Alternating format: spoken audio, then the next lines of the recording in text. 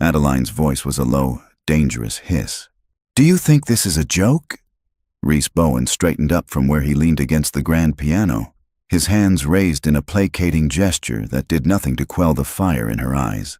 "Ma'am, I was just—" "You were just what?" She cut him off, her fury a tightly coiled snake. She took a step closer, placing herself in front of the small, weeping girl cowering behind the piano bench. "Finding new ways to be cruel? Do you get some kind of sick satisfaction from tormenting a child who can't defend herself? Who can't even scream at you to stop?" She pointed a trembling finger toward the elevators, her expression one of utter disgust. "You are fired. Get out of my sight before I have you arrested." It had all happened in less than 90 seconds.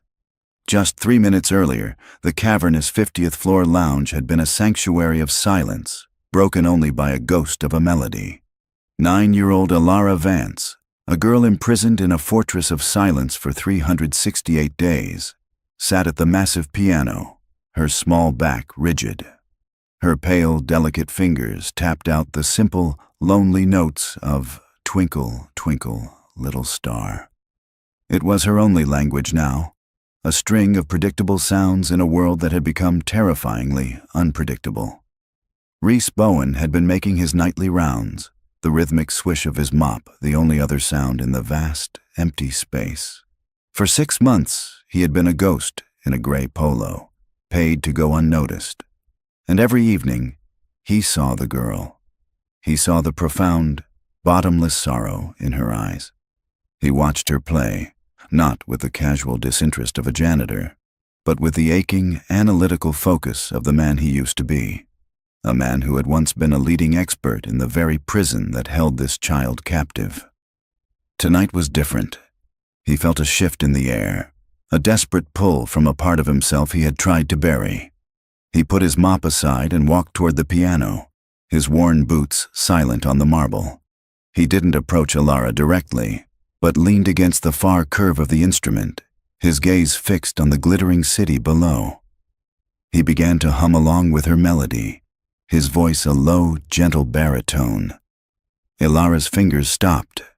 She looked up, her eyes wide with caution. He offered a small, tired smile, one that acknowledged their shared quiet.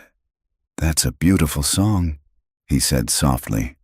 He then looked directly at her, his voice steady, and made the most bizarre and cruel request she could imagine.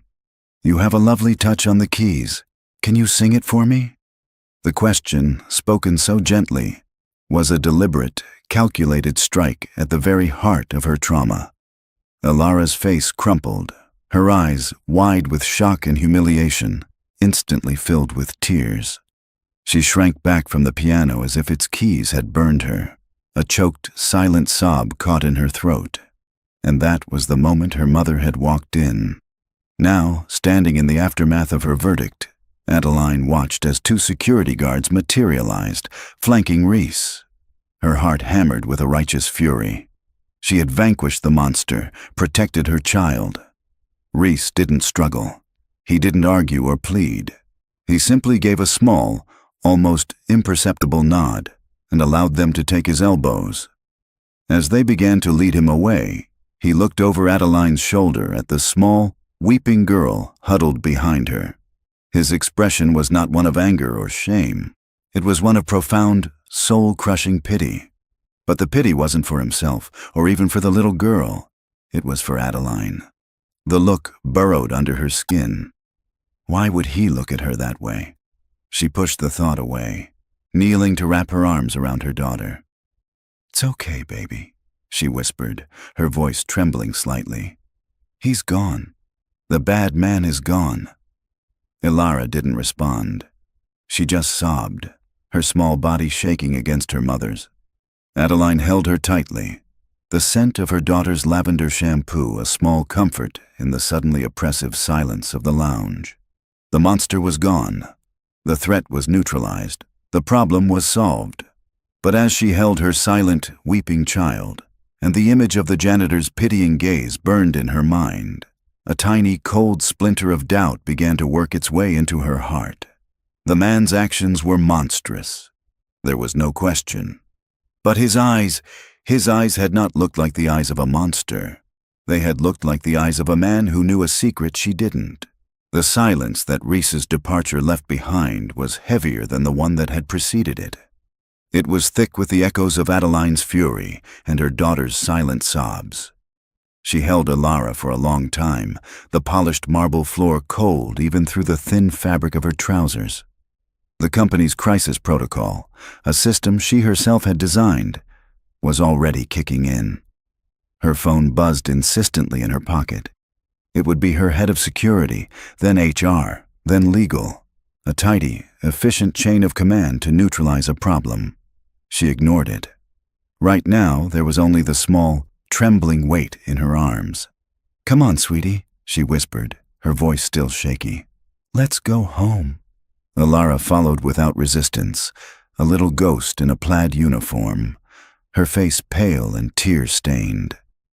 The ride down in the private elevator was silent. The short walk through the pristine underground garage to her black sedan was silent. The journey through the glittering, indifferent city streets was silent. Adeline drove on autopilot, her knuckles white on the leather-wrapped steering wheel. Her anger was a roaring fire, but beneath it, the janitor's pitying gaze was a persistent, unnerving chill. It didn't make sense. A man who gets pleasure from tormenting children should look smug when caught, or afraid, or angry. He should not look like he felt sorry for her. The dissonance was a crack in the perfect, solid wall of her rage. She glanced in the rear-view mirror. Alara was staring out the window, her cheek pressed against the cool glass, lost in a world Adeline couldn't enter. To distract from the suffocating silence, Adeline switched on the radio, keeping the volume low. A soft, instrumental piano piece filled the car. It wasn't offensive, anonymous. Background noise. The piece ended, and the next one began. Adeline's hand shot toward the console, her muscles tensing. The melody. That same, simple, haunting melody. "Twinkle, Twinkle, Little Star." A string orchestra arrangement, swelling with a syrupy sentimentality that suddenly felt grotesque. She had to turn it off. It was a reminder of the ugly scene, of her daughter's humiliation. But before her fingers could touch the button, she heard it. It was a sound so small, so faint, she thought at first she'd imagined it. A tiny, breathy note, like the hum of a hummingbird's wings. It came from the back seat. Adeline froze, her hand hovering over the console. She held her breath, listening. There it was again. It was tuneless. It was almost inaudible. But it was a sustained, controlled vocal sound, and it was following the melody perfectly. Adeline's heart hammered against her ribs. She stared into the rear-view mirror. Alara was still looking out the window, seemingly lost in the passing city lights. She was humming unconsciously, a quiet, private act, as natural as breathing. The way a child does when a familiar song comes on. A child who had not made a single, voluntary vocal sound in over a year. Adeline swerved the car to the curb, bringing it to an abrupt halt that chirped the tires. She twisted in her seat, her eyes wide. "Alara!" she breathed. The humming stopped. Alara turned from the window, her eyes blinking, as if waking from a dream. She looked at her mother with a quiet confusion, unaware of what she had just done. But Adeline knew. It wasn't a coincidence. It was a result. A direct and undeniable consequence of the janitor's cruel, inexplicable request. He hadn't just made her cry. He had somehow shaken a sound loose. He had reached into the fortress of her silence and pulled something out. The rest of the drive home was a blur. Adeline's mind was no longer a furnace of rage, but a whirlwind of confusion. She put Alara to bed, the little girl so exhausted from the emotional ordeal that she fell asleep almost instantly. Adeline was left alone in the vast, silent penthouse. She paced the living room, the city lights spread out before her like a carpet of diamonds. The janitor was no longer just a monster she had vanquished. He was a puzzle A man who committed an act of cruelty that produced a miracle. She finally stopped pacing and pulled out her phone. She didn't call legal. She didn't call HR. She called the direct line of Arthur Vance, her stoic, unflappable head of security. He answered on the first ring. "Miss Vance, I was about to call you. The incident has been contained. The temp's name is Reese Bowen. The agency has been notified of the termination, the police report," Adeline said, her voice a carefully controlled, even tone.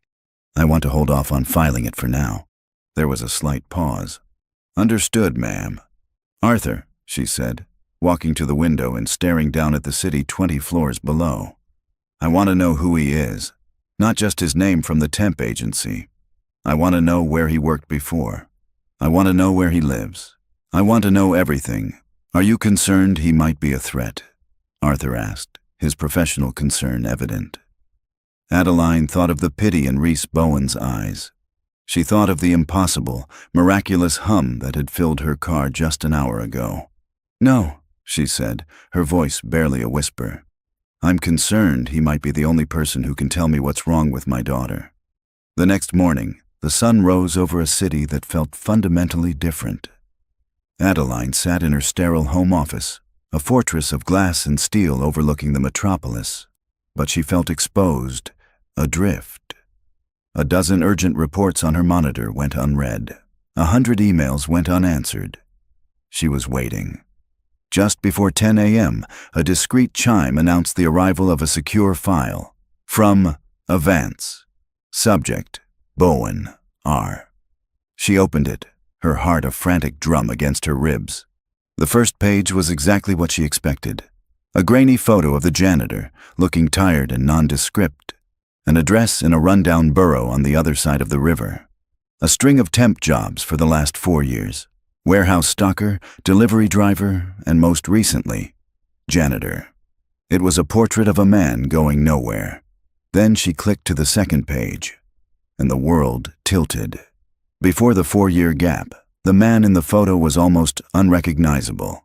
He was Dr. Reese Bowen, MS, CCCSLP, a master's degree from Stanford, a decade as a pediatric speech-language pathologist at the city's most prestigious children's hospital. He hadn't just been a therapist. He had been the head of the Department of Childhood Trauma. There were links to published articles, keynote speeches, awards. He was a star, a pioneer in his field. A cold dread mixed with awe washed over her. The man she had fired, the man she had called a monster, was one of the foremost experts in the world on her daughter's exact condition. The file contained one last attachment, a link to a local news article dated 4 years, 2 months, and 6 days ago. The headline was stark. Tragic house fire, claims lives of doctor and children. Adeline's breath caught in her throat. She clicked. A picture of a smiling, happy family appeared on her screen. There was Reese, younger, his face full of light. Beside him, a beautiful woman, Dr. Alessa Bowen, and in front of them, 2 bright-eyed children, a boy named Liam, age 7, and a girl, Chloe, age 5. The article detailed the faulty wiring, the speed of the blaze. The sole survivor, it noted, was the husband and father, Dr. Reese Bowen. Adeline pushed her chair back from the desk as if the screen had physically struck her. It all crashed into place with sickening clarity. The 4-year gap, the flight from his brilliant career, the ghost-like existence, and the pity in his eyes. He hadn't been looking at a CEO and her difficult daughter. He had been looking at a mother who was failing her child with the full, terrible weight of a father who no longer could. Her decision was instant. She grabbed her car keys, ignoring the buzz of her phone summoning her to a meeting she no longer cared about. The drive across the bridge was a journey to another planet. The gleaming skyscrapers gave way to brick tenements and dilapidated storefronts. She parked her gleaming sedan, a black pearl in a sea of rust and grime, in front of a building that looked like it was being held up by sheer force of will. She found his apartment on the 4th floor. The hallway smelled of dust and despair. She knocked, her knuckles rapping against the peeling paint. The door opened. Rhys Bowen stood there. He wasn't surprised to see her. He just looked tired, a man already bearing a weight so heavy that nothing else could possibly add to it. His apartment behind him was obsessively clean, but barren. No photos, no decorations, a room scrubbed clean of memories. "The humming," she said, her voice strained. There was no point in pleasantries. In the car, on the way home, she was humming the song. "Explain it to me." He was silent for a moment, then stepped back. A silent invitation to enter. "The brain is a funny thing, Miss Vance," he said, his voice flat, clinical. "It processes speech primarily in the left hemisphere. Wernicke's area, Broca's area. When a trauma is severe enough, it can erect a wall around that whole system, a complete psychological lockdown." He gestured to a simple wooden chair. She remained standing. "But music, Melody," he continued, his eyes focused on a spot on the far wall. "That lives somewhere else, mostly in the right hemisphere. It's a different pathway, a different door. For some people, people with stutters, aphasia, traumatic mutism, they can sing words they can't speak. The music bypasses the wall." He finally looked at her. "I wasn't asking her to talk. I was checking to see if the musical door was still unlocked. I had to know if the person inside was still there, listening." He gave a slight, humorless shrug. "Her humming told me the key is still in the lock. She just has to be convinced to turn it." The simple, brilliant logic of it, laid bare in the face of his own unimaginable tragedy, was humbling. All her experts, all her money, and she had never heard anything so clear, so true. "I want to hire you," she said, the words coming out in a rush. "Not as a janitor. I want you to help her. I'll pay you anything you want." A shadow passed over his face. The clinician vanished, replaced by the ghost. "No," he said, the word absolute. "I don't do that anymore. I can't." "Why not?" she pressed, taking a step forward. "You're the only one who's gotten through. You're brilliant." He finally met her gaze, and for the first time, she saw the raw, bottomless ocean of his pain. "Because my own son had a lisp, Ms. Vance, and my daughter was afraid of the dark. Simple childish problems I thought I had a lifetime to help them with." His voice broke, just for a second. "I couldn't save my own children.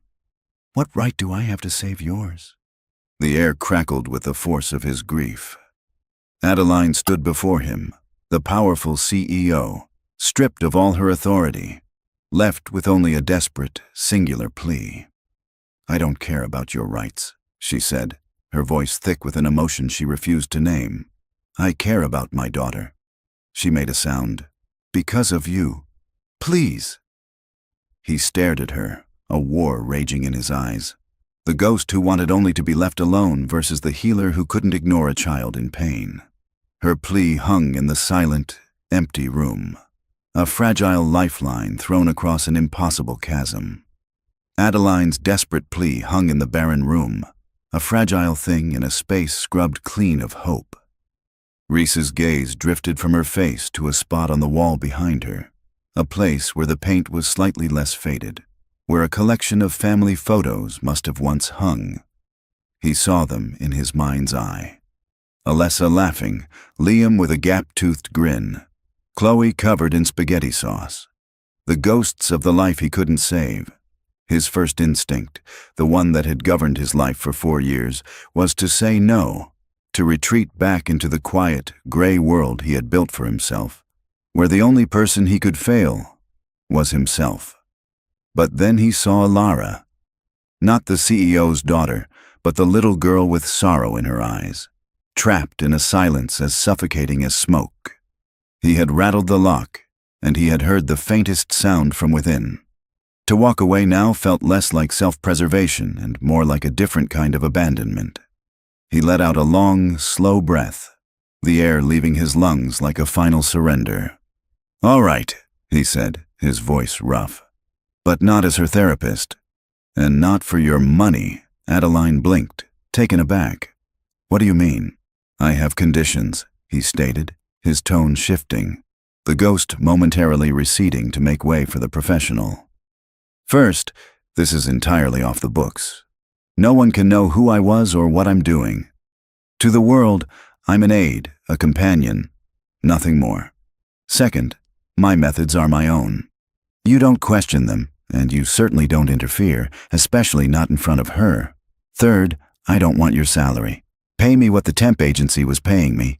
A janitor's wage, nothing more. This isn't a career move for me, Miss Vance. It's something else. Adeline wanted to argue, to insist on giving him a fortune, but she saw the unyielding resolve in his eyes. This wasn't a negotiation. It was the price of his help.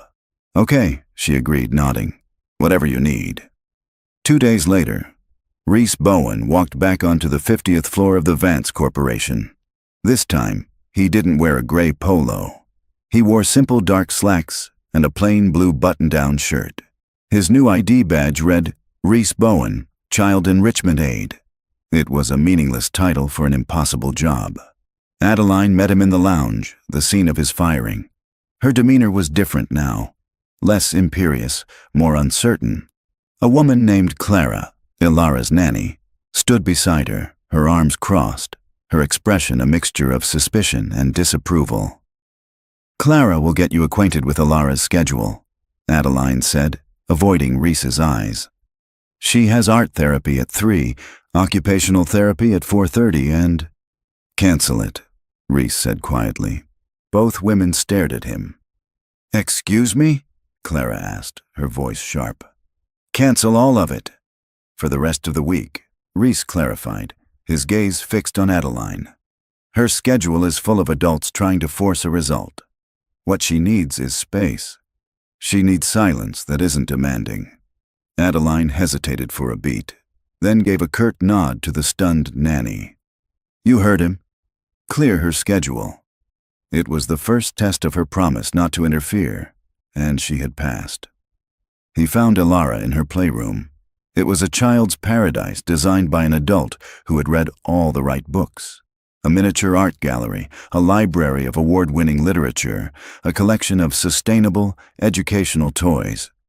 It was beautiful, expensive, and as sterile as a laboratory. Ilara was in a corner, sketching in a notepad. When she saw him enter, she flinched, her whole body tensing. She remembered him. He was the man who had been cruel, the man who had been fired because of her. She hunched over her drawing, trying to make herself disappear. Rhys didn't force it. He didn't walk over and offer a friendly smile or a cheerful hello. He did the opposite. He gave her the one thing no other adult had, the gift of being ignored. He surveyed the room, his eyes passing over the expensive, complicated toys, and found what he was looking for, a simple, forgotten wooden box of plain building blocks. He picked it up, walked to the center of the room, a deliberate, neutral space 10 feet away from her, and sat on the floor. He opened the box and began to build. He didn't try to make anything fancy. He just stacked one block on top of another. His movements were slow, methodical. He started to hum, a low, nameless tune. He was creating a small bubble of calm, non-demanding presence. He wasn't another therapist trying to fix her. He was just a quiet man in a quiet room. For a full hour, that was all they did. He built, she drew, and the silence between them slowly changed from something tense and fearful to something soft and shared. Ilara began to steal glances at him from over the top of her notepad, her curiosity warring with her caution. She watched him build a simple, precarious tower. He reached for the final block, placing it carefully on the top. The tower stood for a second, then wobbled, and came crashing down with a series of soft, wooden clatters. Rhys didn't sigh in frustration. He didn't react at all. He just looked at the scattered blocks for a moment, then calmly began to gather them, preparing to build again. One of the blocks had rolled across the thick rug, stopping just inches from Ilara's foot. She looked at the block. She looked at the man, his back now to her as he gathered the other pieces. Then, with a movement so small it was almost imperceptible, she pushed the stray block with the toe of her shoe, sending it sliding a few feet back toward the middle of the room. She immediately looked down at her notepad, her cheeks flushing, as if she hadn't done it at all. Reese saw the movement out of the corner of his eye. He didn't turn. He didn't say, "Thank you." But for the first time in a very long time, a genuine smile touched his lips. The first block of a fragile bridge had just been laid. For a week, the playroom was a land of quiet routine. Every afternoon, Reese would arrive, give a polite nod to the nanny, Clara, and enter Ilara's world. He never spoke to the girl. He would simply find his spot on the floor and engage in some quiet, solitary activity. One day he built with blocks. The next, he would read a thick paperback novel, its cover worn from use. Another, he would sketch in a small notebook, his pencil making soft, rhythmic scratching sounds. He was a mountain, a quiet, unmovable, and utterly predictable presence in her life. He asked for nothing. He expected nothing. From her office, Adeline watched excerpts of the nanny cam footage, her frustration mounting. She was paying for a world-renowned expert, and what she was getting was nothing. Just a man sitting in a room with her daughter. There was no therapy, no engagement, no progress. It felt like a colossal waste of time, a new and expensive form of failure. Her fingers itched to pick up the phone, to demand a strategy, a timeline, a measurable outcome. But she had made a promise. And the memory of that impossible, miraculous hum in the car was the only thing that kept her from breaking it. On the 8th day, Reese changed the routine. He arrived not with a book or a notepad, but with a huge, heavy roll of brown craft paper and a box of thick charcoal sticks. He said nothing to Ilara, who was in her usual corner, but unrolled the paper across the vast expanse of the playroom floor, creating a massive, blank canvas. He kicked off his shoes, knelt on the paper, and began to draw. He didn't draw houses or animals or people. He drew huge, sweeping arcs of black, his whole body moving with the motion. He drew angry, jagged zigzags, soft, round circles, and long, straight lines that raced from one end of the paper to the other. He was making a mess. He was creating chaos. It was a silent, emotional explosion in the center of the pristine room. It was the visual equivalent of a scream. Ilara stopped sketching and watched him, her eyes wide. This was new. This wasn't the quiet, placid man from last week. This was something wilder, more expressive. After a few minutes of this frantic, silent storytelling, Reese paused. He picked up one of the charcoal sticks and, as if by accident, rolled it across the floor. It came to a stop just a few inches from her knee. He didn't ask for it back. He simply picked up another stick and continued his work on the far side of the paper. Ilara stared at the black stick. It was an invitation. It was a challenge. For a full minute, she remained frozen. Then, with a hesitant, trembling hand, she reached out and picked it up. She looked at the blank space of paper in her corner. She made a single, small mark. A tiny, timid circle. Reese saw it. He didn't stop. He didn't praise her. He simply altered his own drawing. A long, flowing line that had been heading for the edge of the paper suddenly curved, swooping across the empty space and connecting with her tiny circle. He looped around it once, twice, enclosing her small mark in a gentle, protective embrace before shooting off in a new direction. He had heard her. He had answered. A silent conversation began. She would draw a small shape, and he would respond, connecting his lines to hers, dancing around her marks, weaving them into a larger, shared tapestry of black and brown. They were speaking without making a sound. The next afternoon, Reese accompanied Ilara to her school in his new role as her official aide. During recess, he kept his distance, observing from a bench near the manicured hedges. Ilara sat on a buddy bench at the edge of the playground, a place that was supposed to signal to other kids that she wanted a friend. It had become her island of isolation. Soon, 3 boys approached her. Reese recognized the leader, Griffin, from the school's parent directory. His father was a notoriously aggressive executive on Adeline's senior team. They didn't push her. They didn't grab her things. Their cruelty was more refined. They formed a semicircle in front of her, blocking her view of the other playing children. "Hey, Alara," Griffin said, a smug grin on his face. "Cat got your tongue?" One of his friends snickered. "Maybe she doesn't know how to talk. My dad says her mom is too busy working to teach her words." "Is that it, Alara?" Griffin leaned in closer. "Are you a broken toy? You just sit there. Don't you ever do anything?" Ilara's only response was to shrink in on herself, her hands clutching a small silver locket at her neck.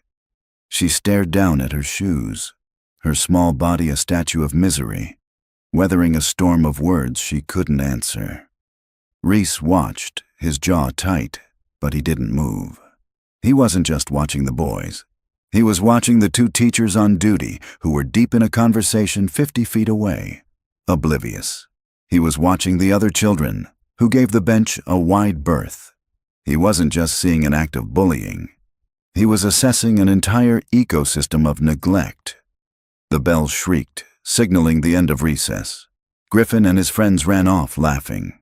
Reese waited until the playground was nearly empty before he walked over to the bench where Alara still sat, frozen. He sat on the other end, leaving a respectful space between them. He didn't mention what he had just seen. He didn't offer empty words of comfort. Instead, he pulled out his small sketchbook and a pencil.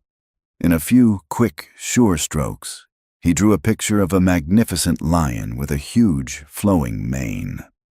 But he drew the lion's face with wide, terrified eyes and a single tear rolling down its furry cheek. He tore the page from the sketchbook and slid it down the bench to her. Ilara looked down at the drawing of the sad, scared lion. Her lower lip trembled. She looked up from the paper and met his eyes, and for the first time, he saw something flicker there, a spark of profound, grateful understanding. He saw her. He truly saw her. The drawing of the sad lion marked a subtle shift.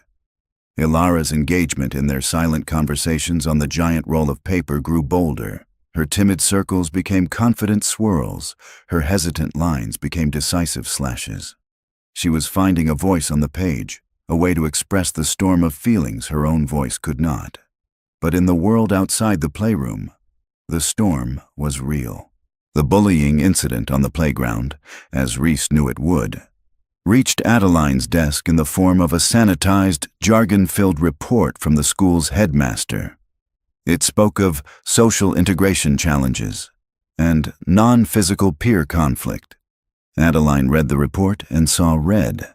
She summoned Reese to her office that evening. It was the first time they had spoken in over a week. "I've read the report," she said, her voice clipped. All business. She was back in her CEO armor. "This is unacceptable." "I want the names of the boys involved. I'll speak to their parents personally. Griffin's father, Paul, is one of my VPS. I'll have him in my office tomorrow morning. We'll have them expelled if we have to. This ends now." She looked at him, expecting agreement, a plan of attack. Reese remained calm, his hands clasped loosely behind his back. "No," he said quietly. Adeline stared at him. "No." "What do you mean, no? We have to protect her. Getting those boys expelled won't protect her," he countered, his voice even but firm. "It will paint a giant target on her back. It will make her the pariah who got the popular kids kicked out. You'll be punishing the symptoms, Ms. Vance, not the disease. And the disease is a culture that starts with the parents. Then what do you suggest we do?" "Nothing," she shot back, exasperated.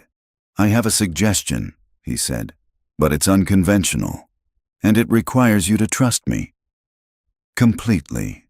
She looked at him, at the quiet confidence in his eyes, and thought of her daughter's charcoal drawings, now filled with a life and energy she hadn't seen in a year. She thought of her promise. "What do you need me to do?" she asked, her voice surrendering the fight. A few days later, a mandatory emergency leadership seminar was called for Adeline's senior executive team. The topic was deliberately vague. Improving interdepartmental synergy and empathetic communication.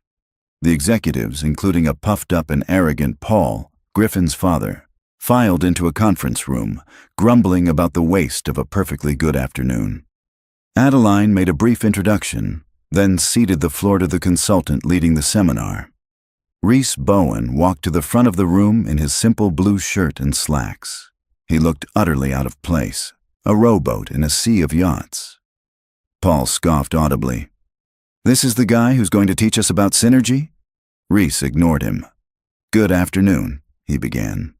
"We're going to start with an exercise. Please get into your assigned teams." He directed them to 3 tables, each with a complex diagram and a large box of building blocks. "The goal," he explained, "is to build the structure in this diagram. The rules are simple. Only one person on each team is allowed to touch the blocks, and that person is not allowed to speak for the duration of the exercise." The room erupted in groans. It was a ridiculous, childish game. Rhys designated the silent builder for each team. The exercise began. The result was immediate chaos. The executives, natural-born leaders and commanders, barked orders. "No, not that one. The long blue piece. Angle it, angle it." The silent builders, overwhelmed by the barrage of conflicting instructions, grew flustered, their movements clumsy. Towers collapsed, tempers flared. Every team failed, spectacularly. "Why did you fail?" Rhys asked the room in the ensuing silence. "Our builder was incompetent," Paul snapped, glaring at the junior executive he'd been paired with. "He didn't listen." Rhys's gaze was piercing. "Or perhaps the failure was in your inability to communicate with the empathy and patience," he said, his voice quiet but carrying the weight of an anvil. "You had a team member with a limitation, and instead of adapting your strategy, you shouted louder, assuming the fault was theirs. You treated them like a broken tool." A thick, uncomfortable silence fell over the room. Paul's face flushed a deep red. The subtext was a dagger, and it had hit its mark. For his next exercise, Rhys passed out small slips of paper. "I want you to write down one thing you've sacrificed in your personal life for your career this month. No names." He collected the anonymous confessions and read them aloud. "I missed my son's championship soccer game to take a call with the Singapore office. My daughter asked me to read her a bedtime story, and I told her I had to finish a report. I haven't had a real conversation with my wife in weeks." The air in the room changed. The arrogant, competitive posture of every executive softened, replaced by a shared, quiet shame. They were all the same. Rhys let the silence sit for a moment before speaking. "The structures you build in this company will be forgotten," he said, his gaze sweeping across their faces, finally landing on Adeline, who was watching from the back. "The stock price will fluctuate. The only thing you will ever build that lasts is the character of your children. What are you teaching them to build?" That evening, Ilara was on her usual bench when Griffin approached her. He was alone. He scuffed his expensive sneakers on the pavement, his hands jammed in his pockets. He wouldn't look at her. "Hey," he mumbled. I'm sorry. He pulled something from his pocket. It was Ilara's silver locket, the one she hadn't even realized was missing until now. He must have snatched it during the taunting. He held it out to her. "Here." Ilara stared at him, then at the locket, her mind struggling to process the scene. She tentatively took it from his hand. "Okay, well, bye," Griffin said quickly, and practically fled. Ilara looked down at the locket, warm in her palm, its familiar weight a comfort. She looked at the retreating figure of the boy who had caused her so much pain. The world, for so long a place of predictable cruelty, had just done something completely, impossibly, new. It had apologized. Adeline watched the security footage for the 10th time. It was grainy, shot from a high angle, and had no audio. But it was the most compelling thing she had seen all year. There, on the screen, was her daughter, Ilara, sitting on the bench. There was Griffin, the boy who had tormented her, approaching alone. She saw his awkward posture, the way he scuffed his feet, the quick, almost furtive way he handed over the silver locket. She saw her daughter's stunned stillness as she took it, and she saw the boy practically flee, as if from the scene of a crime. It was a miracle, a quiet, world-altering miracle. Reese had done it. He hadn't used threats or corporate power or expulsion. He had somehow reached into the heart of a cruel little boy and planted a seed of empathy. He hadn't just stopped the bullying, he had reversed it. The realization settled on Adeline with a profound and uncomfortable weight. Reese had diagnosed and treated the sickness in Griffin's family in a single afternoon. He had looked at the symptom, a cruel child, and correctly identified the disease. The parents. The thought turned a cold, sharp mirror back on herself. For months, she had focused on Alara's silence as a problem to be solved, a malfunction to be fixed. She had never truly asked what disease her own daughter's silence was a symptom of. She was afraid of the answer. The next afternoon, she sought Reese out. She found him in the playroom with Alara. The giant sheet of paper on the floor was now almost entirely black with their shared drawings. Alara was sitting at a small keyboard, hesitantly tapping out a melody, while Reese sat nearby, humming quietly along. It was a scene of such peaceful, harmonious connection that it made Adeline's heart ache. She waited until he was leaving for the day and stopped him in the lounge. "I saw the footage," she said, her voice quiet. "With Griffin. What you did, it was brilliant. I've never seen anything like it. I just showed them a mirror," he said simply. "You did more than that," she insisted. She took a deep breath, forcing herself to ask the question that had been haunting her. "You said the boy's behavior was a symptom of the parents' culture. So, you tell me, Reese, what is Alara's silence a symptom of? What disease is she reflecting?" Reese met her gaze, his expression gentle, but his eyes were clear, unflinching. He knew this moment had been coming. He knew it was time. "Alara's voice is there," he said, his voice calm and steady. "But she's locked it away because she's trying to protect you.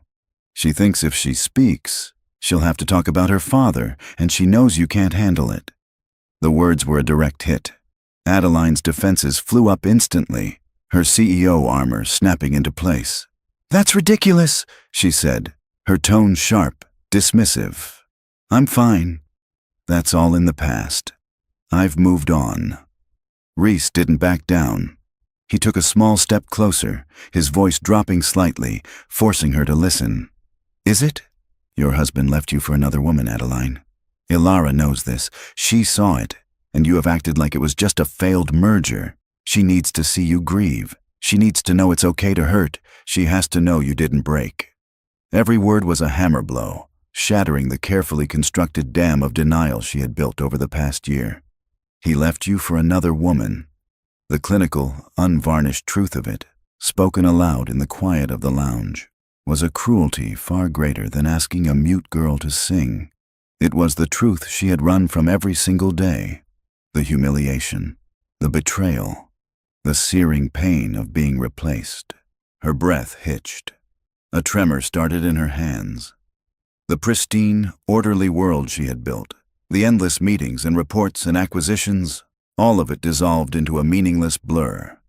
The only thing that was real was the gaping, bleeding wound in the center of her life, a wound she had pretended wasn't there.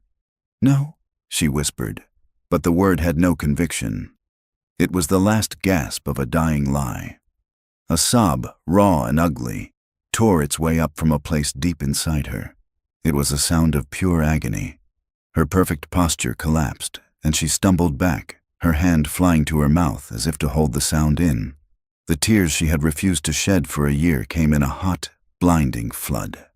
She sank into one of the expensive leather chairs, her body racked with shuddering, uncontrollable sobs. She wept for her broken marriage. She wept for her own cowardice. But most of all, she wept for her little girl, who had been bravely and silently carrying the weight of all this pain for the both of them. Reese didn't move. He didn't offer a comforting hand or a soft platitude. He simply stood there, a quiet, steady presence in the storm. He bore witness to her pain, giving her the space and the unspoken permission to finally, completely, fall apart. Minutes passed. The violent storm of her grief slowly subsided, leaving in its wake an exhausted, hollowed-out calm. She sat slumped in the chair, her tailored suit wrinkled, her face a mess of ruined makeup and raw emotion. She was no longer a CEO. She was just a heartbroken woman. She looked up at Reese, her eyes red and swollen. All the anger, all the denial, all the pride was gone. There was only a raw, terrifying vulnerability. "What do I do now?" she asked, her voice a hoarse whisper. Reese's expression was full of a deep, sad empathy. "Now," he said, his voice gentle but firm, "you learn how to speak the same language your daughter does. The language of truth." The aftermath of Adeline's breakdown left the lounge feeling like a battlefield after the fighting has stopped. It was quiet, desolate, and everything had changed. She was raw, exposed, and for the first time in her adult life, she had no idea what to do next. She looked at Reese, her expression a plea. "What do I do now?" Reese's response was her new mission directive. "Now," he said, his voice gentle but firm, "you learn how to speak the same language your daughter does. The language of truth." Over the next hour, he gave her a strategy. It wasn't a corporate plan with action items and key performance indicators. It was a roadmap to a place she had been avoiding for a year, her own heart. "You have to get out of here," he'd said, gesturing to the opulent lounge, the city glittering beyond the windows. "This building, this life, it's your armor. You can't be real with her while you're wearing it. Take her somewhere that was real, somewhere the three of you were a family, the lake cabin," she'd whispered, the words tasting like ash. They hadn't been there since Damien left. "Go there," Reese had urged, "and don't go with the goal of making her speak. That's a performance metric. Go with the goal of letting her see you. Your sadness, your anger, your truth. You have to show her your scars before she'll feel safe enough to show you hers." The next morning, Adeline Vance did something she hadn't done in a decade. She cleared her calendar. An entire week. A multi-million-dollar acquisition deal on the verge of closing. A quarterly review with the board. All of it was delegated or postponed. Her executive assistant was speechless. For the first time, Adeline was putting her daughter on the schedule and canceling everything else. Packing was a form of archaeology, digging through a past she had tried to bury. She pushed aside her tailored blazers and silk blouses and pulled out old, soft sweaters and worn-in jeans. At the back of her closet, she found a dusty photo album. She opened it to a picture of the three of them on the dock at the cabin. Damien was holding up a tiny fish, laughing. Ilara, age 7, was looking at him with pure, unadulterated adoration. Adeline was looking at them both, her smile radiant, effortless. It felt like a picture of a different woman from a different lifetime. She packed the album. She told Ilara they were going on a trip, just the two of them. The girl's expression was unreadable, a quiet, cautious curiosity. The journey north was a journey back in time. The relentless steel and glass of the city melted away, replaced by rolling hills and fiery autumn foliage. The air itself seemed to change, losing its sharp competitive edge. They drove in a comfortable silence, a stark contrast to the tense, humming quiet of their drives home from school. The cabin was just as they had left it, a rustic A-frame nestled in a grove of pine trees overlooking the still gray water of the lake. It smelled of cedar and wood smoke and memories. Adeline opened the door, and the ghosts of their past life rushed out to greet them. Damien's fishing rod was still propped in the corner. Ilara's colorful drawings were still taped to the refrigerator. The first day was awkward.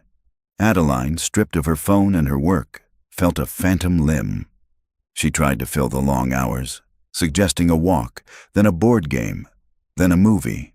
Ilara was compliant but distant, retreating into the familiar safety of her sketchbook. Adeline could feel herself failing, the old panic of not knowing how to fix this rising in her throat. She took a deep breath and remembered Reese's words, "Just be present."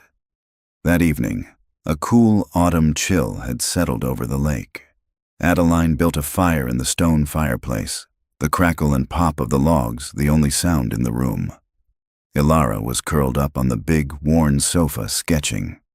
Adeline sat on the floor, leaning against the sofa, and pulled the old photo album into her lap. She opened it, her fingers tracing the glossy images. She didn't speak for a long time. Finally, she stopped on the picture from the dock. "I remember this day," she said, her voice a little thick. "You spent the whole afternoon trying to learn how to skip a stone. You were so determined." She managed a small, watery smile. "Your father was so proud when you finally got one to bounce 3 times. She let the silence sit, let the name hang in the air between them. It was the first time she had mentioned him by name, without flinching, in over a year. Ilara had stopped sketching. She was watching her mother, her expression intense. Adeline took a shaky breath, the firelight casting flickering shadows on her face. For the first time, she let the mask of the strong, capable CEO fall away completely, revealing the heartbroken woman beneath. "I miss this," she whispered, her voice cracking. "I miss us." She finally looked up from the album and met her daughter's gaze. Her eyes were swimming with the tears she had held back for so long. "I know I haven't talked about it, sweetie." "About?" "When Daddy left." Her voice dropped to a raw, painful whisper. I was so scared." She had opened the door. She had laid down her armor and exposed her wounded heart. Ilara stared at her mother, at this new, fragile, and achingly real version of her. She put her sketchbook down, and then, in the quiet of the cabin, surrounded by the ghosts of their past, she reached out and laid her small hand on her mother's, a silent acknowledgement of their shared pain. Adeline held her breath and waited, not for a solution or a diagnosis or a cure. For the first time in a year, she simply waited for her daughter. The warmth of Ilara's small hand on her own was a grounding force, an anchor in a sea of resurfacing pain. Adeline held it, her thumb stroking the back of her daughter's knuckles.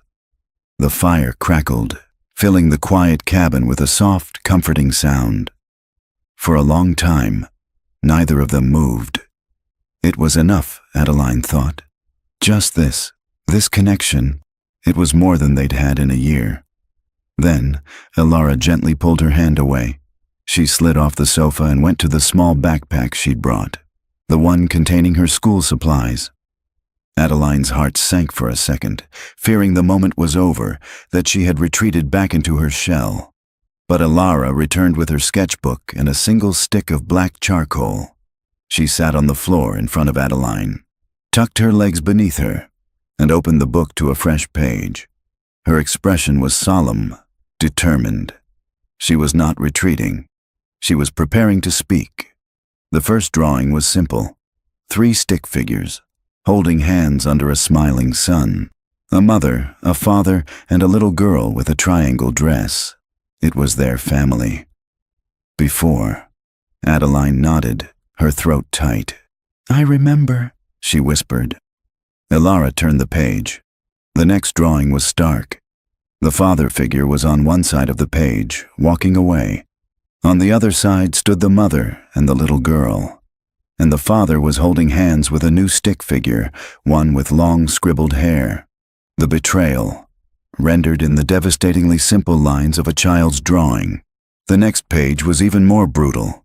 The mother figure had her back to the little girl. She was walking toward a tall, imposing rectangle covered in little square windows, the Vance Corporation building. The little girl was left utterly alone in the vast white space of the page.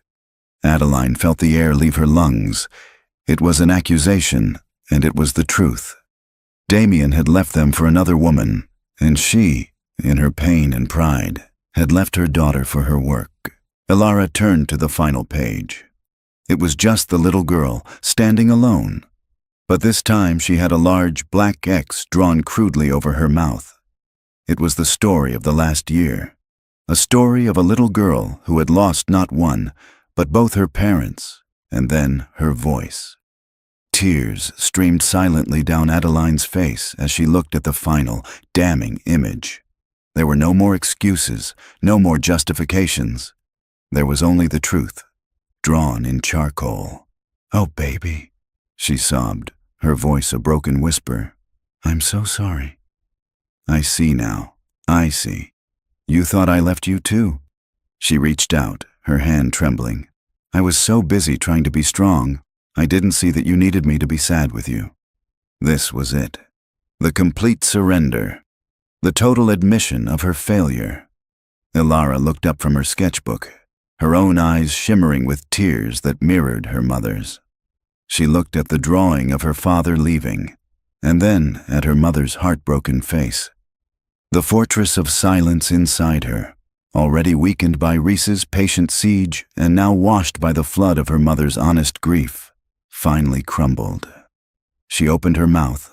Her voice, fragile and raspy from a year of disuse, was barely more than a breath, but it was the clearest, most powerful sound Adeline had ever heard. "He shouldn't have hurt you, Mommy." The words, so full of empathy, of love, of a child's fierce desire to protect her parent, shattered the last of Adeline's composure. She let out a choked cry and pulled her daughter into her arms, burying her face in Ilara's hair. Ilara hugged her back, her small arms wrapping tightly around her mother's neck. They held each other and wept, their shared tears washing away a year's worth of unspoken pain, loneliness, and fear. They talked for hours after that, curled up on the sofa with a thick blanket wrapped around them. It started with Ilara's hesitant, whispered words, and Adeline's gentle, patient questions. They talked about the day her father left. They talked about the other woman. They talked about the kids at school. And for every painful memory Ilara shared, Adeline shared one of her own, meeting her daughter's truth with her own. It was a clumsy, heartbreaking, and beautiful conversation. It was the beginning of everything. The next morning, Adeline woke to the smell of pine and the sight of the sun rising over the lake, painting the water in hues of pink and gold. The air in the cabin felt different. It was light. It was clean. She found Ilara already awake, sitting on the end of the wooden dock, wrapped in a blanket. Adeline poured 2 mugs of hot chocolate and went to join her. She sat down, handing a mug to her daughter, and they watched the sunrise in a comfortable, easy silence. After a few minutes, Ilara pointed across the water. "Look," she said, her voice soft in the morning air. "A loon." Adeline looked. She saw the bird diving for its breakfast. It was a simple, normal, childish observation, and it was the most beautiful thing she had ever heard. She felt a smile spread across her face, a real smile, one that reached deep inside and warmed the parts of her that had been cold for so long. She pulled out her phone. For the first time in a week, she looked at the screen, but she didn't check her email. She opened a new text message to a number she had memorized. Her thumbs moved, typing out 2 simple words. "Thank you." She hit send, then put the phone away, and wrapped her arm around her daughter, pulling her close. The healing had begun. 6 months later, the city was the same, but the world had been entirely remade. The autumn chill had given way to a bright spring, and inside the Vance Corporation, a quiet revolution had taken place. At precisely 5 o'clock, Adeline Vance would stand up from her desk, put on her coat, and walk out of her office, often leaving her phone behind. Her new mantra, much to the astonishment of her board of directors, was, "Unless the building is on fire, it can wait until morning." Her evenings were no longer filled with reports and projections, but with the sounds of a home that was finally alive. Laughter was the most common sound, a bright, bubbling music that Adeline had thought she would never hear again. It was Ilara's laughter, full and uninhibited. Her daughter, who had once been a ghost in their own home, was now a vibrant presence. She had friends from school over, she argued about what to watch on TV, and she sang constantly and joyfully in a voice that was clear and strong. The silence had not just been broken, it had been banished. Reese Bowen was no longer a ghost, either. He was a constant, steady presence in their lives, the quiet center around which their new family gracefully orbited. The shared trauma and the fight to heal Alara had forged a bond between him and Adeline that was deeper than anything she had ever known. It was a love built not on glamour or ambition, but on a foundation of shared scars and profound mutual respect. Today was a landmark day. They stood together on a tree-lined street in a quiet neighborhood, the afternoon sun warm on their faces. In front of them was a beautifully renovated brownstone, its large windows gleaming. A simple, elegant sign hung above the door. The Bowen Center for Childhood Voice. It was the opening day of the non-profit music and speech therapy clinic that Adeline's foundation had funded, a tribute to the son Reese had lost and a beacon for other families lost in the wilderness of trauma. The opening was not a grand corporate affair. The guests were a small collection of therapists, local families, and a few of Adeline's trusted friends. Adeline stood before the small crowd, Reese and Alara on either side of her, and gave a short, heartfelt speech. "There is no greater tragedy than a child who is unheard," she said, her voice clear and steady. "Whether they are silenced by trauma, by fear, or by adults who are simply too busy to listen. The mission of this center is simple: to listen, to provide a safe space where every child can find their voice." She turned, a brilliant, genuine smile lighting up her face, and placed a hand on Reese's arm. "And there is no one better to lead that mission than the center's director, a man who taught me everything I know about listening, Reese Bowen." As applause filled the small garden, Reese stepped forward, a quiet humility in his posture. He was back in his element, his purpose restored. The deep, weary sadness in his eyes had been replaced by a soft, steady light. Later, after the speeches and the small reception, the three of them stood on the sidewalk, looking up at the center, the setting sun glinting off the new sign. Alara, holding Reese's hand, looked up at him. "Are you going to teach the new kids how to sing, Reese?" she asked, her voice full of innocent curiosity. Reese looked down at the little girl who had, in so many ways, saved him as much as he had saved her. He then looked at Adeline, at the incredible woman who had shattered her own world to rebuild it around her daughter, and his heart was filled with a sense of peace he thought he would never feel again. He squeezed Alara's hand, a deep, warm smile on his face. "No," he said softly, "I'm just going to teach them that they already know how.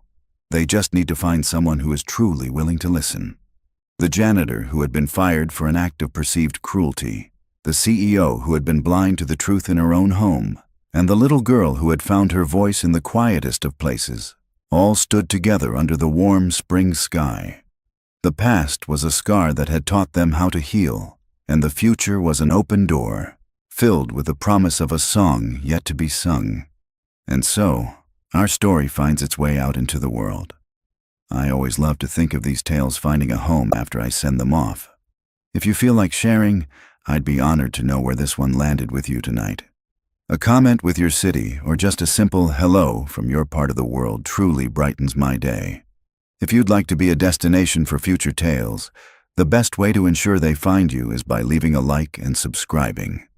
That notification bell is like putting your name on the map so the next story I send out knows exactly where to go.